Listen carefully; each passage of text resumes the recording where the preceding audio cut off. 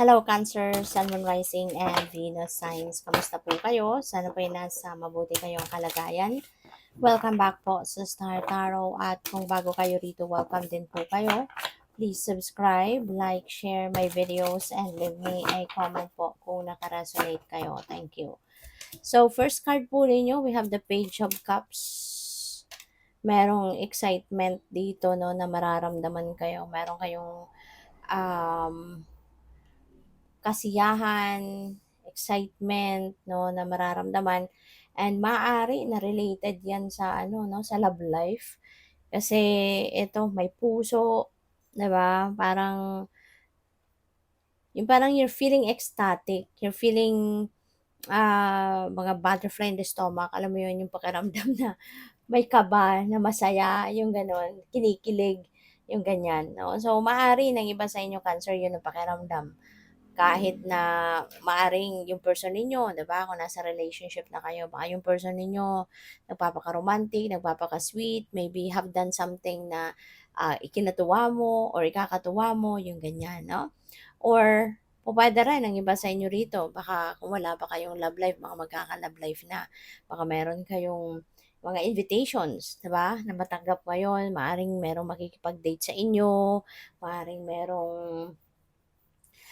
merong gustong makipag-ano sa'yo, makipag-usap, 'di ba? Maaaring merong magpapahayag 'no, ng kanyang pag-ibig o romantic interest sa inyo 'no, at this time. So, puwedeng merong gano'ng ganap 'no, ang iba sa inyo. Kaya exciting 'no, exciting ang ang ano na 'to, ang pagkakataon na ito. Pupuwede rin ano na ang iba sa inyo magiging masayang-masaya dahil siguro sa ah, mga opportunities lalong-lalo na sa mga financial opportunities na dadating. Kasi there could be lucrative financial opportunity, financial offer, 'di ba, na dadating. Maaaring meron dito mag-o-offer sa iyo ng trabaho, mag-o-offer ng panibagong income stream, mag-o-offer ng ah mag-o-offer ng trabaho na alam mo 'yun, merong hatid na malaking kita. This could be trabaho 'no na that will involve um, pag-aalaga, baka meron ditong magpapa-babysit sa inyo, 'di ba mahal ang bayad din sa pag-babysit 'no, yung gano'n. Kaya maaari 'no na baka may mag-o-offer sa inyo na gano'n or baka meron ditong mag-o-offer sa inyo ng maging caregiver kayo 'no, ng kanilang mahal sa buhay and, that also pays good, 'di ba? Kaya maaaring ano 'to, maaaring merong racket ditong paparating or this could be going to be a permanent job ninyo, you know, na maaaring i-consider din ninyo. Kasi baka mas malaki talaga ang kikitain dito or mas maganda yung benefits, something like that, no? Ang iba din sa inyo dito, feeling ko ano na kayo eh, baka nandoon na kayo sa puntong marami na talaga kayong pera, nakapag-establish na din kayo ng inyong financial future, yung gano'n. Kaya kumbaga kahit papaano, sitting pretty na kayo, no? Napo-provide mo na yung pangangailangan din ng inyong pamilya.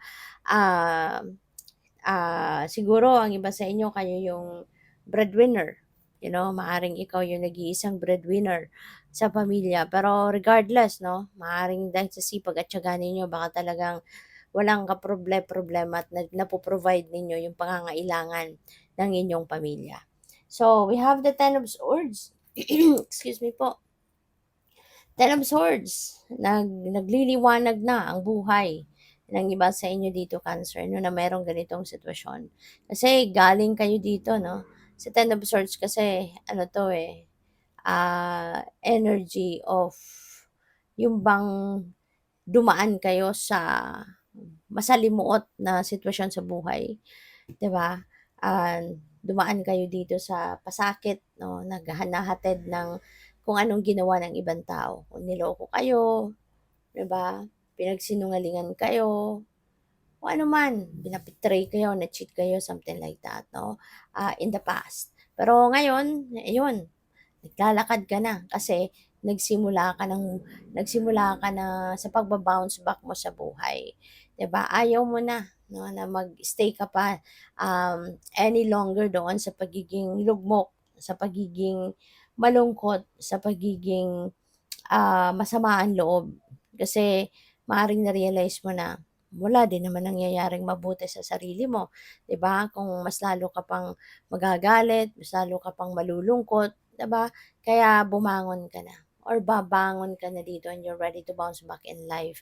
Magsisimula ka ng muli, magsisimula ka ng muli na umarangkada sa buhay, magsimula ng bagong buhay on a clean slate.